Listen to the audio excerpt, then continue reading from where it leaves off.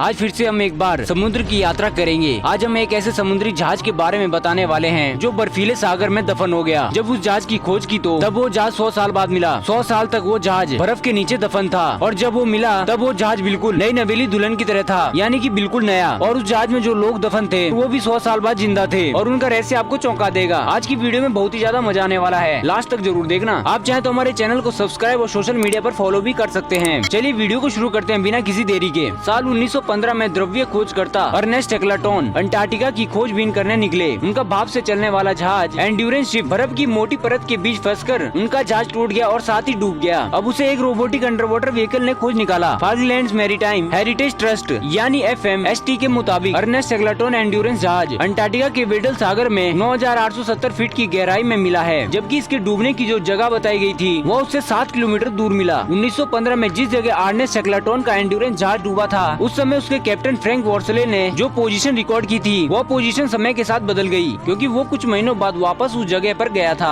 तब यह जहाज बर्फ के नीचे टूट चुका था। इस बार अर्नेस्ट शेकलटन का एंड्योरेंस जहाज को खोजने वाली टीम के प्रमुख मेंसन बाउंड ने एक रिपोर्ट जारी करते हुए कहा कि ये ध्रुवीय खोज में नया इतिहास है। हम इस जहाज की सही लोकेशन पता करने के मामले में भाग्यशाली हैं। हमारे अंडर वाटर रोबोटिक व्हीकल ने इसकी सही तस्वीरें ली है। कहा जाता है कि इसे वेडल सागर में बर्फ के बड़े बड़े खंडों ने तोड़ डाला, लेकिन जो हिस्सा समुद्र के अंदर मिला है वो काफी बेहतर हालात में है। मेंसन बाउंड ने कहा कि मैंने इतनी खूबसूरती से सुरक्षित मिला हुआ लकड़ी का जहाज आज तक नहीं देखा। इस जहाज को खोजने के लिए कई सालों से प्रयास किया जा रहा था, क्योंकि इसके टूटने, डूबने और वापस मिलने की तस्वीरें लोगों को हैरान करने वाली है। अर्नेस्ट शेकलटन का शिप को खोजना इसलिए भी मुश्किल था क्योंकि यह जहाज अंटार्कटिका के तट से कुछ 100 किलोमीटर के अंदर बर्फीले समुद्र में डूबा था। समुद्र के ऊपर बर्फ की मोटी चादर की वजह से इसे खोजना मुश्किल हो रहा था। लेकिन 5 मार्च को दक्षिण अफ्रीकी पोलर रिसर्च वेसल अगुलास 2 ने इसकी सही स्थिति का पता लगाया। किस्मत की बात यह है कि उसी दिन अर्नेस्ट शेकलटन की 100वीं पुण्यतिथि भी थी। इस जहाज को खोजने वाली टीम के प्रमुख जॉन शियर्स ने कहा कि अर्नेस्ट शेकलटन का एंड्योरेंस शिप का जहाज वेडल सागर में जिस जगह मौजूद है वहाँ पर तापमान -18 डिग्री सेल्सियस है। जॉन शियर्स ने कहा कि हमने वो काम किया है जिसे हजारों लोगों ने असंभव बताया था, पर हमने हार न मानकर इस जहाज को खोज निकाला। अर्नेस्ट शेकलटन ने अंटार्कटिका की अपनी तीसरी और चौथी यात्रा के लिए एंड्योरेंस जहाज का उपयोग किया था। उन्होंने 1901 से 1903 के बीच 2 बार अर्नेस्ट शेकलटन ने 2 बार अंटार्कटिका की यात्रा की थी। पहली दूसरी यात्रा के समय वो ध्रुवीय खोजकर्ता रॉबर्ट फॉल्कन स्कॉट के असिस्टेंट थे। उसी समय वो पहली बार हॉट एयर बैलून से अंटार्कटिका की यात्रा करने वाली टीम में शामिल थे। 1907 से 1909 तक वो दक्षिणी चुंबकीय ध्रुव की यात्रा पर थे। 1911 में 14 दिसंबर को पहली बार नॉर्वेनियन खोजकर्ता रोआल्ड अमुंडसेन की टीम में पहली बार भौगोलिक दक्षिणी ध्रुव पर पहुंची थी। अर्नेस्ट शेकलटन साल 1915 में चाहते थे कि कुत्ते के स्लेज के जरिए पूरे अंटार्कटिका महाद्वीप को पार कर सके, इसलिए उन्होंने महाद्वीप तक पहुंचने के लिए एंड्योरेंस जहाज का उपयोग किया। अर्नेस्ट शेकलटन को वेडल सागर से होते हुए दक्षिणी ध्रुव के रॉस सागर को पार करते हुए रॉस आइलैंड तक पहुंचना था। यह यात्रा 2,900 किलोमीटर की थी। एंड्योरेंस जहाज को शेकलटन और उनकी टीमों को वेडल सागर के दक्षिणी छोर तक पहुंचना था, लेकिन वो अक्टूबर 1915 में भारी बर्फीले सागर में फंस गई। शेकलटन और उनकी टीम जहाज से उतर गई। जितना सामान ले जा सकते थे अपने साथ ले गए। अर्नेस्ट शेकलटन और उनके 27 साथी कुत्तों के स्लेज और लाइफ बोट के जरिए किसी तरह सुरक्षित बचे रहे। बाद में उन्हें एक जहाज द्वारा बचाया गया। अप्रैल 1916 में वो किसी तरह अंटार्कटिका के उत्तरी छोर पर स्थित एलिफेंट आइलैंड पर पहुंचे। बड़ी मुश्किल से वो और उनकी टीम बर्फीले तूफानों से बच पाई थी। खैर, आपको ये वीडियो कैसा लगा कमेंट करके जरूर बताइएगा। अगर वीडियो पसंद आया तो एक लाइक जरूर कर देना और साथ ही हमारे चैनल को सब्सक्राइब और बेल आइकन को भी प्रेस जरूर कर लीजिएगा, ताकि हमारे नए वीडियो का नोटिफिकेशन आप तक सबसे पहले पहुंच पाए। अभी के लिए इतना ही,